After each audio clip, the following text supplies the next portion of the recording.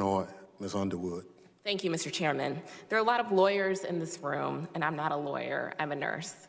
Madam Secretary, I want to be very clear about what the family separation policy is doing to children's mental and physical health.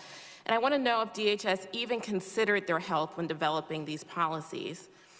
So I only have 5 minutes, so for these questions, I'm looking for a yes or no answer, if you could.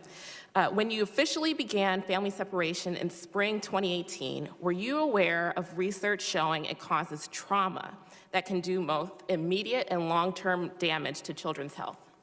The information that I was aware of at the time was that the trauma is part of the journey to come up to the border illegally. Okay, so again, we're looking for yes or no answers, ma'am. That was what I do know within the context of the question. Okay, and were you aware that the trauma of family separation is connected to something called toxic stress?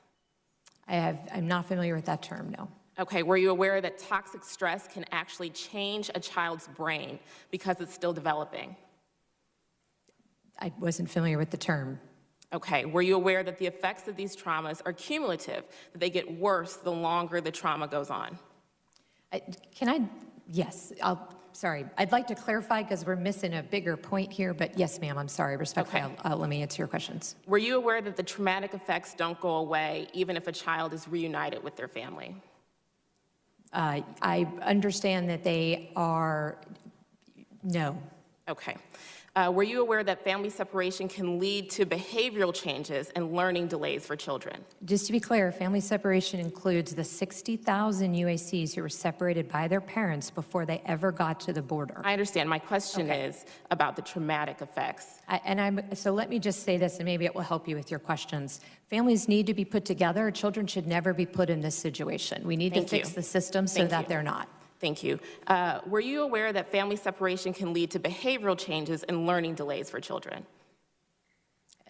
Again, kids should be with their families. Okay, so I will take that as a no. Were you aware that it increases a child's risk of heart disease, diabetes, and cancer?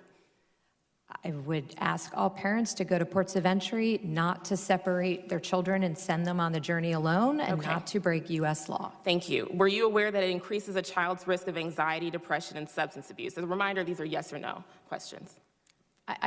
Ma'am, if I could just cut to the chase, I think we're agreeing. Children need to be with their families. We need to fix the system so that we can enable them to do that. Ma'am, I'm trying to ascertain your knowledge, your prior knowledge of the health impacts of these children when they are separated at the border.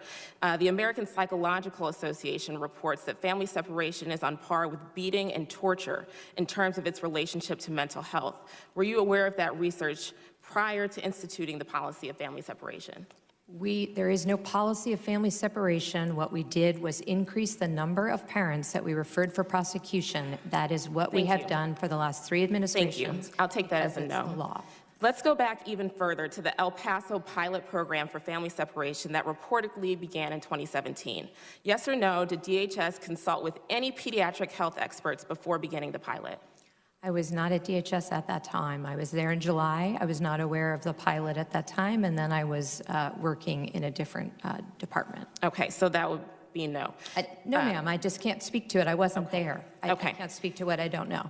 Thank you. Yes or no, did DHS collect or analyze any medical data from the pilot program to evaluate how family separation affects a child's physical and mental health? Yes, as I said, I have an advisory council looking at it right now who includes a well-known doctor who is looking at these issues. Can you provide a copy of that data and DHS's analysis to our committee? Of course. Their report is not finished, but it's a FACA body, so everything is public.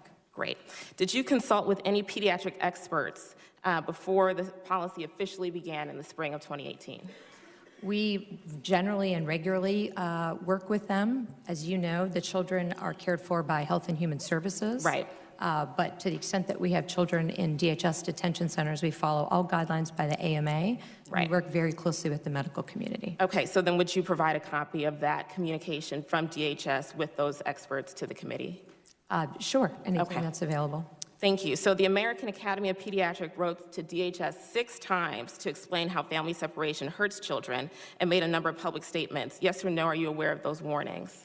I am, which is why I continue to ask this committee to work with me so that parents do not separate their children. There were 60,000 last year that were separated by their parents. Thank we you. are talking about 2,000 children that resulted from their parents choosing to break the law, which is why I've continually asked parents to go to a port of entry. Thank you. So from what I've heard today, I'm not sure if DHS was so negligent that they didn't know how traumatic family separation was for children, or if they knew and did it anyways. But in my opinion, both are unacceptable. Tearing kids and their parents apart like this is immoral. Ma'am, it's un-American and it's just plain wrong. Thank you for holding this hearing, Mr. Chairman, and Secretary Nielsen. I'll be following up. I yield back.